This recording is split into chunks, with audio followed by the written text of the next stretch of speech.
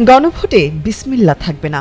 গণভোট নিয়ে প্রান্তিক এলাকায় এমন সব বিভ্রান্তিকর গুজব ছড়িয়ে পড়েছে বলে মন্তব্য করেছেন এনসিপির নির্বাচন পরিচালনা কমিটির চেয়ারম্যান ও মুখপাত্র আসিফ মাহমুদ সজীব ভুঁইয়া। আসন্ন গণভোটের প্রচারণায় 238টি আসনে দলীয় প্রার্থীর নাম ঘোষণা করে সাংবাদিকদের এসব কথা বলেন তিনি। শুক্রবার রাতে দলের অস্থায়ী কার্যালয়ে আয়োজিত এক সংবাদ সম্মেলনে এই তালিকা প্রকাশ করা হয়। এনসিপি নির্বাচন পরিচালনা কমিটির চেয়ারম্যান আসিফ মাহমুদ সজীব ভুঁইয়া আনুষ্ঠানিকভাবে প্রার্থীদের নাম ঘোষণা করেন।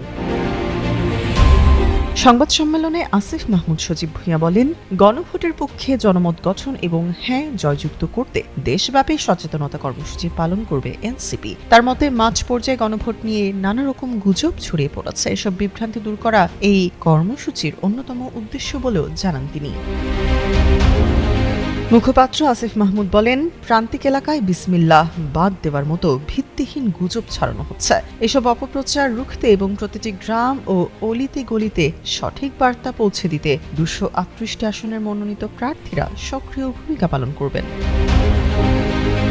এনসিপি মূলত 270টি আসনে গণভোটের প্রচারণা চালানোর সিদ্ধান্ত নিয়েছিল। প্রাথমিক ধাপে 238টি আসনের প্রার্থী চূড়ান্ত করা হয়েছে। মনোনীত প্রার্থীরা নিজ নিজ এলাকায় দ্রুততম সময়ে সাংগঠনিক কার্যক্রম ও প্রচার শুরু করবেন। জনগণের কাছে গণভোটের গুরুত্ব তুলে ধরাই হবে তাদের মূল কাজ, এমনটাই জানিয়েছেন আসিফ মাহমুদ সজীব ভুঁইয়া।